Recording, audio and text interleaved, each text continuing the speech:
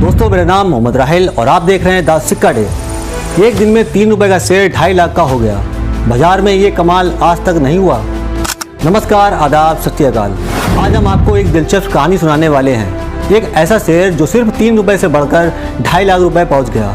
ये किस्सा है एलसीड इन्वेस्ट का। आइए जानते हैं कैसे हुआ ये चमत्कार। सोच के देखिए, धनतेरस के अगले दिन एक सुबह आप उठे, अपने ट्रेडिंग ऐप में लॉगिन करें और देखें कि लगभग भूला हुआ स्टॉक रातों रात एवरेस्ट पर चढ़ गया। ये कहानी है एलसीड इन्वेस्ट। ऐसा वाकई हुआ है। जब भी किसी शेयर की कीमत तेजी से बढ़ने लगती है तो अनुभवी निवेशक नए बलों को नसीहत देते हैं कि ज़्यादा उड़ो मत। शेयर मार्केट तो वैसे भी जोखिमों के अधीन है, मगर ओवरटेक करने में जितना रिस्क है उतनी ही चमत्कार की संभावना। दलाल स्ट्रीट के इतिहास में एक स्मॉल कैप स्टॉक फॉर्म ने ऐसा ही कुछ कर दिया है।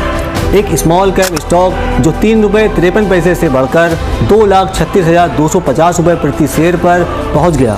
जब किशोर निवेशकों से लेकर अनुभवी विशेषज्ञों तक सबके होश उड़ा दिए।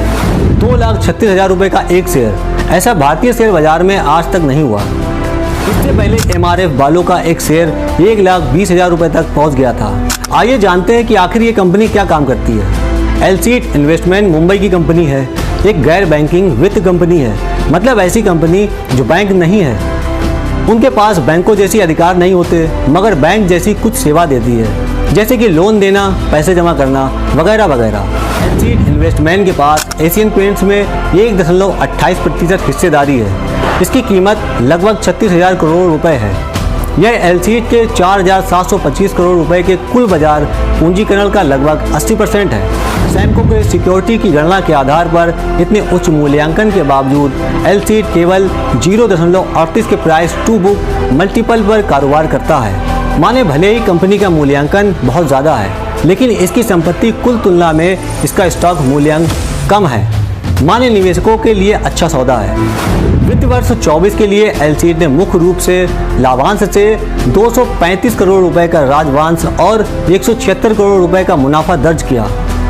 अब आपके मन में ये सवाल उठता होगा कि एलसीड के शेयर इतने कम क्यों थे। एलसीड कई सालों से बहुत कम कीमत पर धंधा कर रहा था। वैसे तो 2011 से इसका मूल्य लगभग 3 रुपये प्रति शेयर था, लेकिन इसका प्रति शेयर बुक वैल्यू काफ़ी ज़्यादा थी, लगभग 5,58,225 रुपये।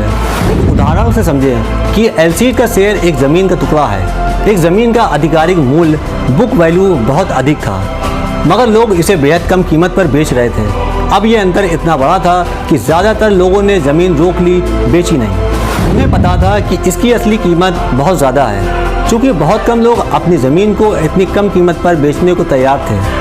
इसलिए बाजार में शायद ही कोई खरीदने वाला या बेचने वाला बचा था। अब आपके मन में ये सवाल उठता है कि फिर इतना बड़ा उछाल कैसे आया। एलसीड के शेयर की कीमत में भारी उछाल एक विनियामक हस्तक्षेप के कारण हुआ।